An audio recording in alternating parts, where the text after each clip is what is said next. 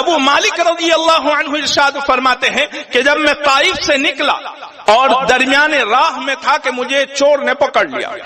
میں نے چور سے کہا کہ بھائی دیکھو جو ساز و سامان ہے وہ لے لو اور مجھے چھوڑ دو. چور نے کہا نہیں، ہم تجھے نہیں چھوڑ سکتے، ہم تیرا مال بھی لیں گے اور تیری جان بھی لیں گے. نہ رہے بانس نہ بجے باسنی. اس لیے کہ حضرت عمر ابن خطاب کا دور ہے، اگر انہیں پتا چل گیا تو ہمارا کیا ہوگا. ابو مالک فرماتے ہیں میں نے اس سے کہا کہ بھائی مجھے 2 رکعت نماز پڑھنے کا موقع دے دے. اس نے کہا کوئی بات نہیں، نماز پڑھ لو، نماز سے ہوتا کیا ہے، 2-5 منٹ میں راہ دیکھ لوں گا. ابو مالک فرماتے ہیں کہ میں 2 رکعت نماز سے فارغ ہوا اور اس کے بعد میں نے جملے کہے، یا ودود یا ذا العرش المجید یا فعال لما یرید. میں یہ جملے پڑھ رہا تھا کہ چور نے تلوار اٹھائی. جب چور نے میری گردن مارنے کے لیے تلوار اٹھائی تو میں نے کہا یا ارحم الراحمین. جب میرا یہ کہنا تھا کہ آسمان سے ایک آواز آئی لا تقتل. اس نے ادھر ادھر دیکھا تو کوئی دکھائی نہیں پڑا تو وہ سمجھ گیا کہ بس یہ مجھے کوئی وہم ہو گیا ہے. اس نے دوبارہ تلوار اٹھائی.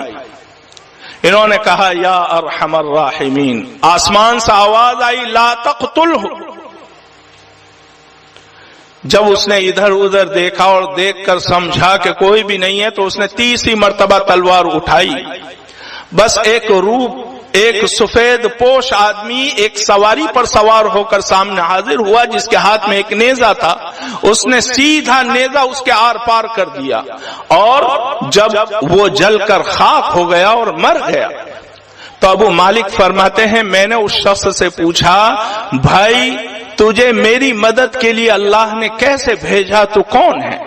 وہ فرشتہ کہنے لگا، سنو، وہ فرشتہ کہنے لگا کہ جب تو نے یا ودود یا ذا العرش المجید یا فعال لما یرید جب تو پڑھنے لگا اور جب تو نے یا ارحم الراحمین کہا تو آسمان کے دروازوں میں ایک زلزلہ پیدا ہو گیا، ایک لرزہ پیدا ہو گیا. جب تو نے 2 مرتبہ آواز دی تو فرشتوں میں شور و غل مچ گیا کہ دنیا میں کچھ ہو گیا. جب 30 مرتبہ تو نے یا ارحم الراحمین پڑھا تو رب العالمین نے اعلان فرمایا کون ہے جو جا کر ابو مالک کی مدد کر کے آئے. میں نے کہا میں 7ویں آسمان پر ہوں، میں جاتا ہوں اور میں جا کر ان کی مدد کرتا ہوں. اور وہ فرشتہ کہنے لگا کہ جب اس نے پہلی مرتبہ تلوار اٹھائی تو میں 7ویں آسمان پر تھا، میں نے کہا لا تقتلہ.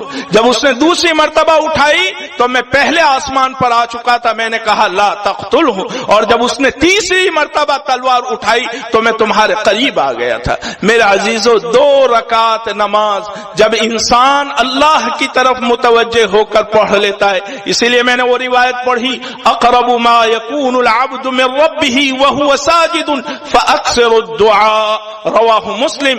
بندہ اللہ سے سب سے زیادہ قریب سجدے کی حالت میں ہوتا ہے، لہذا سجدے کی حالت میں اللہ سے دعا مانگا کرو. بس میں یہی بات کہنا چاہتا ہوں میرے عزیزو، یہ مختصر سا زمانہ ہے، یہ مختصر سا زمانہ ہے. کتنا بھی بڑا محل بنا لو، کتنی بھی بڑی کوٹھی بنا لو. ایک بادشاہ نے بہت بڑا محل بنا لیا تھا، بہت بڑا محل بنا لیا اور اپنی سلطنت کے ہر آدمی کو دعوت میں بلایا اور کہا کہ اس میں کوئی نقص اور عیب ہو تو بتاؤ. ساری دنیا آ کر واپس چلی گئی. ایک اللہ والا وہاں پہنچا اور اس اللہ والے نے پورے گھر کا معائنہ کرنے کے بعد بادشاہ سلامت سے کہا کہ اس میں 2 چیزوں کی مجھے کمی محسوس ہو رہی ہے، مجھے 2 چیزوں کی کمی محسوس ہو رہی ہے. ایک تو اس بات کی کمی محسوس ہو رہی ہے کہ یہ محل اور یہ کوٹھی اور یہ گھر ہمیشہ نہیں رہنے والا، اور دوسری عیب یہ محسوس ہو رہی ہے کہ اس گھر اور اس محل اور اس کوٹھی کا بنانے والا بھی ہمیشہ نہیں رہنے والا. اور جس محل اور کوٹھی میں اتنے بڑے 2 عیب ہو، اس سے بڑھ کر اس میں اور کون سے عیب ہو سکتے ہیں؟ میرے عزیزو، یہ ساری کی ساری چیزیں فنا ہو جانے والی، ختم ہو جانے والی چیز ہے. ہمیں اللہ کی طرف متوجہ ہونا چاہیے.